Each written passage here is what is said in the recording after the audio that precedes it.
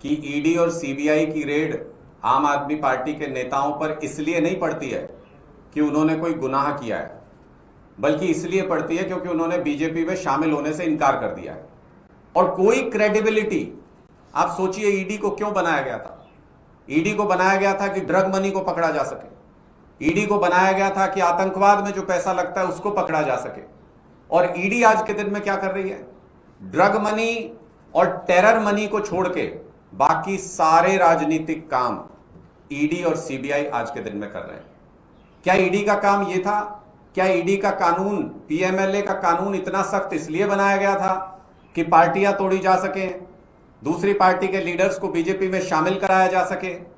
क्या इसलिए ईडी को इतने मजबूत लॉज दिए गए थे, इतने मजबूत हथियार दिए गए थे?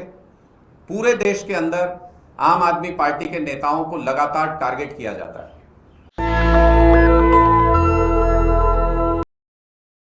सभी साथियों का आज की इस प्रेस वार्ता में बहुत बहुत स्वागत है। आप सभी को अब लगभग तजुर्बा हो चुका होगा कि आम आदमी पार्टी जब प्रेस कॉन्फ्रेंस करती है तो आधी बार खबर ये होती है कि हमारे किसी नेता पर ईडी की या सीबीआई की रेड पड़ी है। और इस बात के भी अब आप लोग अभ्यस्त हो चुके होंगे कि ईडी और सीबीआई की रेड आम आदमी पार्टी के नेताओं पर इसलिए नहीं पड़ती है कि उन्होंने कोई गुनाह किया है, बल्कि इसलिए पड़ती है क्योंकि उन्होंने बीजेपी में शामिल होने से इनकार कर दिया है। तो ये एक सर्टिफिकेट है, जितने भी लीडर्स के ऊपर ईडी और सीबीआई की रेड आम आदमी पार्टी के लीडर्स के ऊपर हो रही है, इसका मतलब कि वो देशभक्त है। इसका मतलब कि उन्होंने देश के खिलाफ जाकर बीजेपी के साथ मिलने से इनकार कर दिया। इसका मतलब कि वो लीडर जिसके ऊपर ईडी की रेड पड़ी है वो भारतीय जनता पार्टी के खिलाफ आम आदमी पार्टी के प्रचार अभियान में जुटा हुआ है। और ये कोई नई बात नहीं है। जैसे ही पश्चिम बंगाल खत्म हुआ, इन्होंने पंजाब में रेड शुरू कर दी।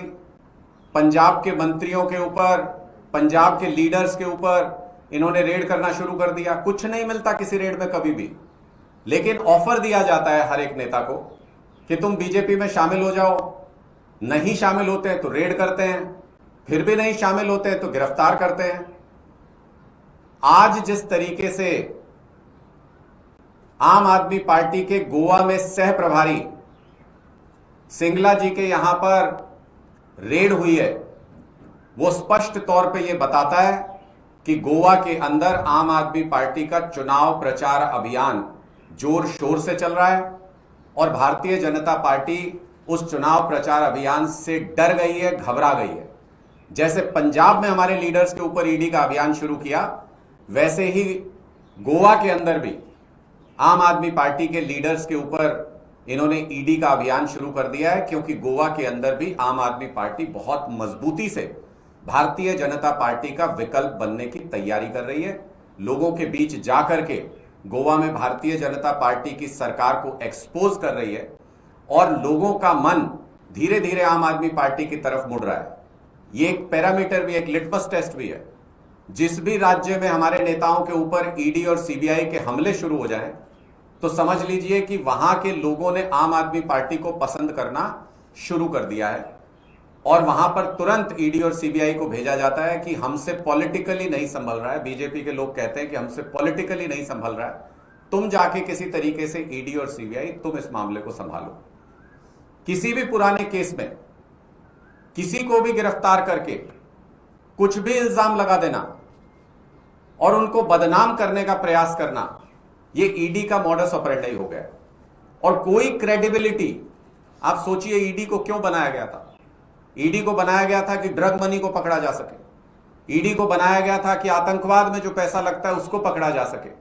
और ईडी आज के दिन में क्या कर रही है? ड्रग मनी और टेरर मनी को छोड़ के बाकी सारे राजनीतिक काम ईडी और सीबीआई आज के दिन में कर रहे हैं। क्या ईडी का काम यह था? क्या ईडी का कानून, पीएमएलए का कानून इतना सख्त इसलिए बनाया गया था कि पार्टियां तोड़ी जा सके, दूसरी पार्टी के लीडर्स को बीजेपी में शामिल कराया जा सके? क्या इसलिए ईडी को इतने मजबूत लॉज दिए गए थे, इतने मजबूत हथियार दिए गए थे कि वो दूसरी पार्टी के लीडर्स के ऊपर हमला करके उनको बीजेपी में शामिल करा सके? अगर ऐसा है तो भारतीय जनता पार्टी का नकाब तो कब का उतर चुका है। अब वो एक नई विंग क्यों नहीं अनाउंस कर देती भारतीय जनता पार्टी, जिसको सार्वजनिक तौर पर यही कह के नया कानून लाया जाए कि दूसरी पार्टी के लीडर्स को भारतीय जनता पार्टी में शामिल कराने का काम करेगी ये एजेंसी। क्यों ईडी की क्रेडिबिलिटी को खत्म करने का प्रयास भारतीय जनता पार्टी कर रही है, और हो चुकी है क्रेडिबिलिटी ईडी की खत्म। पूरे देश के अंदर आम आदमी पार्टी के नेताओं को लगातार टारगेट किया जाता है। हमारा तो सवाल यह भी है कि अगर देश भर में कांग्रेस ये दावा करती है कि प्रिंसिपल ऑपोजिशन पार्टी है भारतीय जनता पार्टी की, गोवा में भी कांग्रेस पार्टी ये दावा करती है कि वो ऑपोजिशन पार्टी है बीजेपी की, वो टक्कर देते हैं वहां पर, तो इनके नेताओं के यहां रेड क्यों नहीं होती? पंजाब में भी ये दावा करते हैं कि हम बहुत मजबूत पार्टी है कांग्रेस वाले, तो इनके नेताओं के यहां रेड क्यों नहीं होती? क्योंकि कांग्रेस के जिस नेता को फोन करके ये कह देते हैं बीजेपी वाले कि आपके यहां रेड करा देंगे, वो भारतीय जनता पार्टी में शामिल होने को राजी हो जाता है। और आम आदमी पार्टी के लीडर्स, चाहे वो संजीव अरोड़ा जी हो, आज उनका एक ऐसा वीडियो आप सब लोगों ने भी देखा होगा, सोशल मीडिया के ऊपर वायरल है। खुद को हिंदुओं की पार्टी कहने वाली भारतीय जनता पार्टी कैसे एक हिंदू बिजनेसमैन अरोड़ा परिवार को तड़पा रही है, प्रताड़ित कर रही है, उस वीडियो में साफ नजर आता है। किस तरह से परिवार के लोगों को उस वीडियो में बिल्कुल तड़पते हुए, रोते हुए देखा जा सकता है। वो साफ बताता है कि भारतीय जनता पार्टी को न किसी धर्म से मतलब है, न किसी जाति से मतलब है, न आम लोगों से मतलब है, न बिजनेस कम्युनिटी से मतलब है।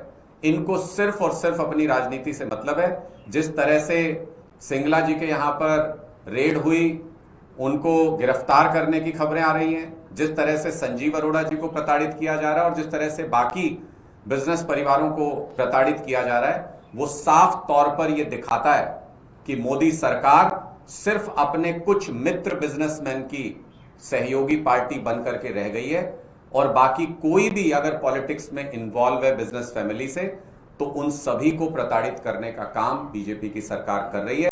हमारा साफ तौर पे बीजेपी से और मोदी जी से यह कहना है कि अगर आप में हिम्मत है और अगर आपको लगता है कि आपकी पॉपुलैरिटी आज भी बची हुई है जमीन पर, तो राजनीतिक तौर पर मुकाबला कीजिए, वोट के जरिए सीधे तौर पर मुकाबला कीजिए आम आदमी पार्टी का।